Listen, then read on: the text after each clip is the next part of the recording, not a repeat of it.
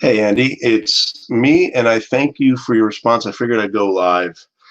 I don't think I got to the final couple minutes, but it became clear that you still didn't answer the questions that um, started this discussion in the first place.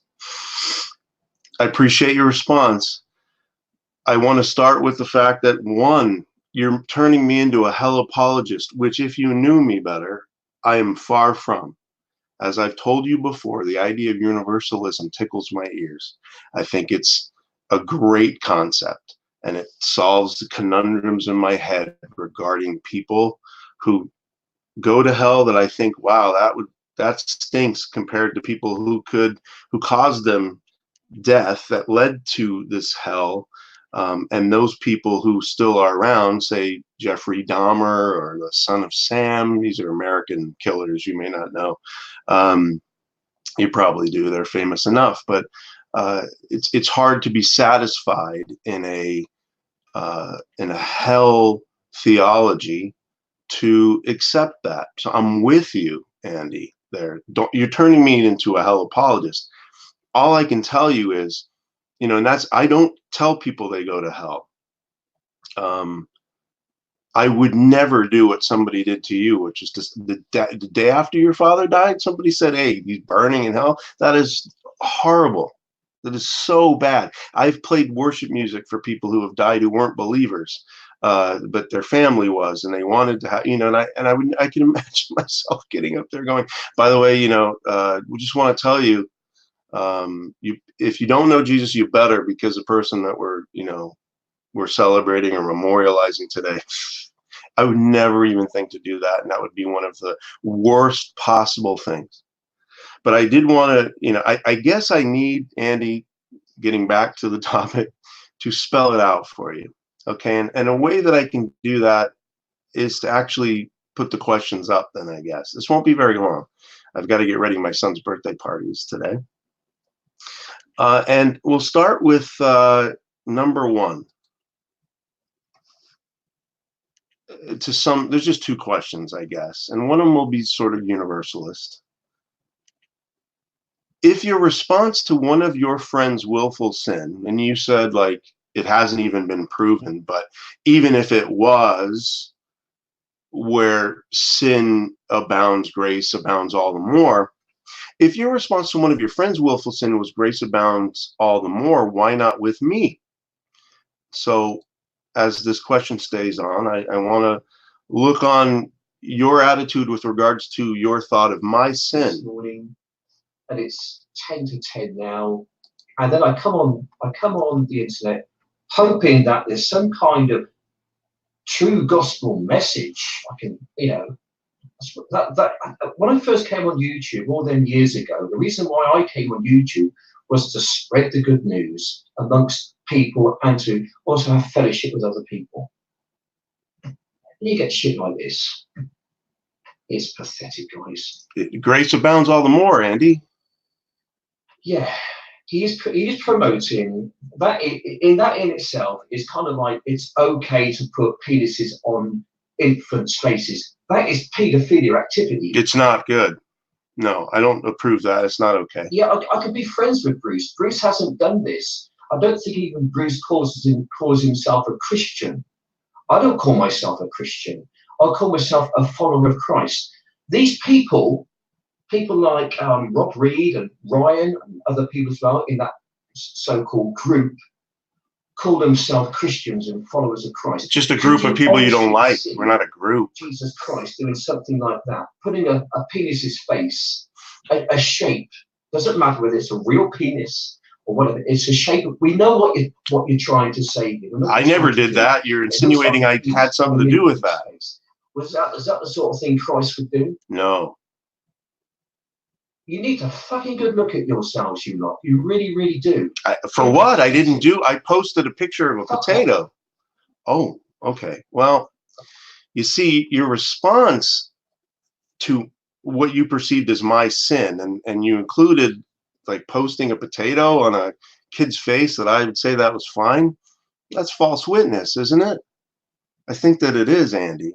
solely because I posted a picture of the potato itself that was used for that, which the next week or so, Sam actually put a little pulsating thing on the end of one and put it on my face. And I never saw any statement to you. I'm sure at that point you were thinking grace abounds all the more, or that it's okay if Sam does it as long as it's not a child's face.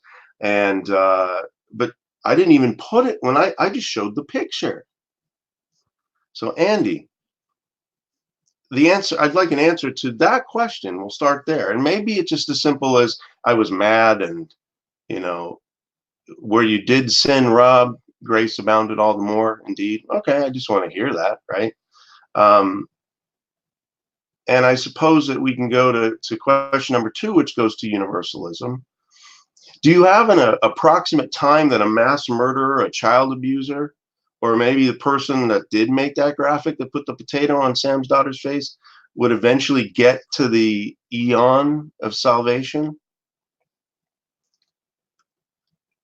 And the anger that you felt, mistakenly to me, I would argue, the anger that you felt, imagine the righteous anger that God has towards the people that have done these things, to serial killers, to Hitler, to child abusers, child molesters, pedophiles, right? Imagine that, the anger you get, the anger God gets. And so your suggestion is there's some period of time, I guess is another question. I don't know where those people go in the interim. So you have a belief in a purgatory, perhaps, which is obviously not biblical either. I mean, I don't know where we'll find that. Maybe you have a place that you find that. But in closing, what I will do with regards to the the universalism issue, which I have no qualms with. You can believe it. That for me, somebody just like in the same way Sister Sunshine is oneness. You can believe in whatever version of theology you want to believe. I don't believe in universalism because at the same time that it says that things are going to be taken off the branch, there is no reference to a temporary time. You have to play word games and look at Greek definition and then say, no, it's clear that this means that it's just temporary periods of time. And I see where you're coming from with that, but I will close with this, and maybe you can address this if we're going to talk about universalism, because this is it. This is going to be a 10-minute video, probably. We'll talk about, the idea, and I forget where this is from. Let me see if there's a reference. I think it's Matthew 25:46. I could be wrong. And this is from the Youngs. These will go away into eternal. Now you would say it's improperly defined, I guess, eternal, that it's more of an age punishment, right? And the Greek word that's used is aionios, something like that, which clearly you can see the root there, the eon, right? So you want to say it's an age. That's the argument from the universalist. But I would say if we look at the whole thing, these will go away into eternal aionios punishment, so of the age, not eternal, because this is the NASB version, and the Young's. Let me see if I actually did that. I think I did. It's going to be a little longer than 10 minutes, then maybe, because I'm going to somewhere else that I didn't intend to do. Matthew 25:46. The Young's is, and these shall go away to punishment age during. That's what it says. But the righteous to life age during. Okay, so maybe I'll put that because it's the same thing.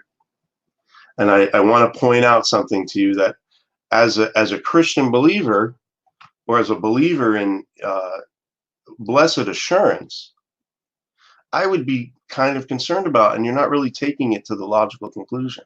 And I put up, this is the Young's, okay? Just as you can't forget what you're claiming here. You're saying that just age during, and age during just means for a temporary period of time, not eternity.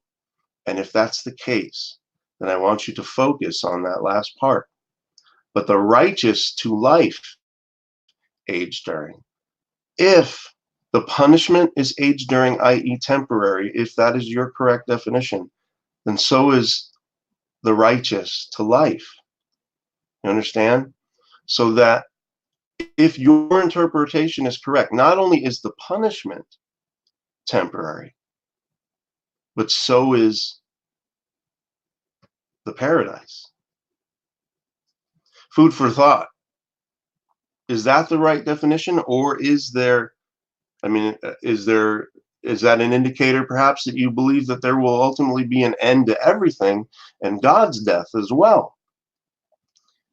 Or do you believe that someone can go to eternal, we can't say eternal, to age during life and do something wrong there and be thrown back? In other words, blessed assurance, Jesus is mine. Oh, what a foretaste of glory divine. Blessed assurance is blessed, hopeful assurance. And I hope I do everything right when I get to the final place. Food for thought. Thank you for watching, Andy. But really, I want you to address my questions. And it shouldn't take longer than, how about the 12 minutes that I'm spending right now? God bless you. Time for me to get ready. Working on the lighting situation and trying to, we're going to be working on some music tonight too, in between watching American football. Talk to you later. And peace to you, Andy, as well.